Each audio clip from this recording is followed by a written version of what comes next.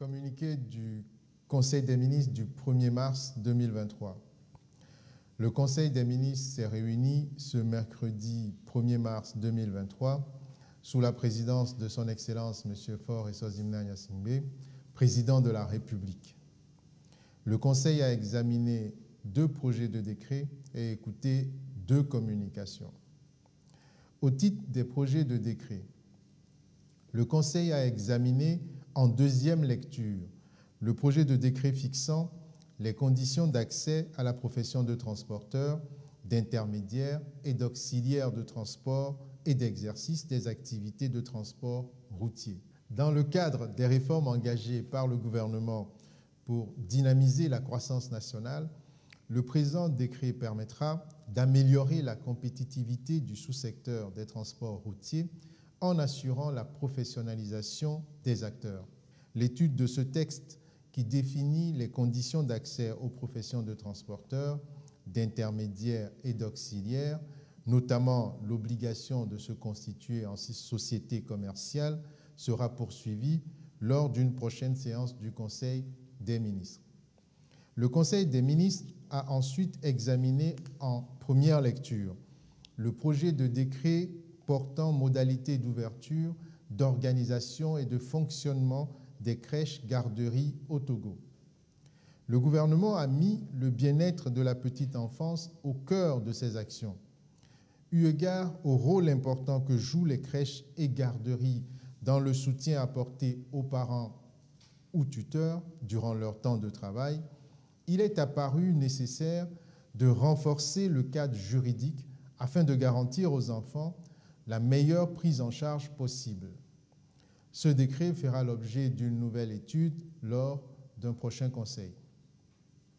Au titre des communications, le Conseil a écouté une première communication relative à l'état d'exécution du programme de désenclavement et des pistes rurales dans le cadre de la feuille de route gouvernementale 2020-2025 présentée par le ministre du Désenclavement et des pistes rurales. Dans le but d'accompagner durablement la politique agricole de notre pays et de faciliter l'accès des populations rurales aux infrastructures, équipements et services socio-économiques de base, le gouvernement a inscrit au titre des projets prioritaires de la feuille de route 2020-2025 un vaste programme de désenclavement et d'aménagement des pistes rurales. La présente communication a pour objet de rendre compte des travaux qui y ont été effectués.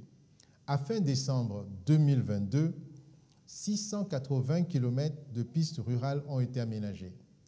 S'agissant de l'entretien du réseau existant à 75% en bon et moyen état, 1270 km sont achevés et 712 km sont en cours d'exécution. En termes de modélisation du réseau de pistes rurales, un linéaire total de 3437 km de pistes rurales identifiées et inventoriées a fait l'objet de collecte des données sur les dégradations en phase pilote dans la région maritime en vue de la mise en place d'une banque de données pistes rurales. Pour rappel, ce programme contribue à l'atteinte des objectifs de l'axe stratégique 2 de la feuille de route gouvernementale 2020-2025 qui vise à dynamiser la création d'emplois en s'appuyant sur les forces de l'économie. Le Conseil, tout en relevant les progrès réalisés, a instruit pour que des propositions spécifiques soient faites afin de répondre aux défis représentés par le nombre élevé de résiliations des marchés attribués aux petites et moyennes entreprises. Par ailleurs, le Conseil a encouragé les services responsables à renforcer l'implication des populations dans le suivi des travaux. Le Conseil a ensuite écouté une 2e communication relative au renforcement du positionnement économique de notre pays dans les opérations de manutention au port autonome de Lomé, présentée par le ministre de l'Économie et des Finances. Dans le but de développer les activités portuaires, notre pays a accordé en 2001 une concession à la société Togo Terminal, filiale du groupe Bolloré et anciennement dénommée SE2M, afin de lui confier une partie importante des activités de manutention portuaire.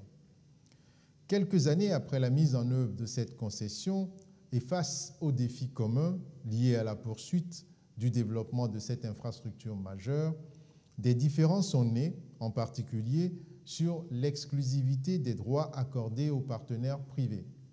Suite à la saisine d'un tribunal arbitral par Togo Terminal, les deux parties, après 4 années de procédure, ont opté pour un règlement transactionnel du différend.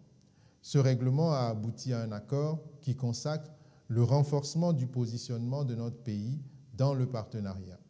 Ainsi, les droits économiques tirés de la Convention par le Togo sont revalorisés et notre pays acquiert 25% d'actions supplémentaires qui portent la participation détenue par les pouvoirs publics à 30% en y ajoutant les 5% précédemment détenus par le port autonome de Lomé.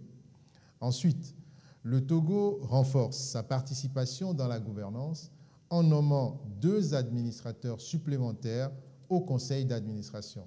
Enfin, cet accord ouvre la voie à de nouveaux investissements et à l'accueil d'autres partenaires dans le développement du port autonome de Lomé. Le Conseil a salué cet accord gagnant-gagnant qui marque la maturité du partenariat entre les 2 acteurs.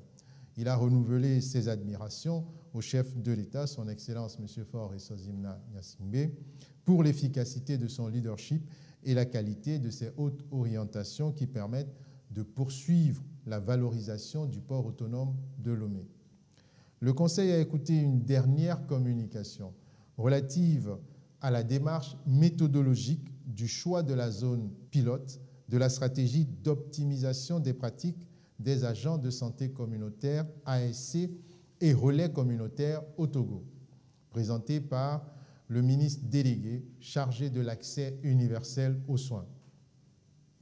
Le gouvernement togolais, dans sa feuille de route 2020-2025, s'est fixé pour objectif de garantir la couverture sanitaire universelle à travers le renforcement de l'accès aux services de base pour tous et l'amélioration de la qualité du système de santé.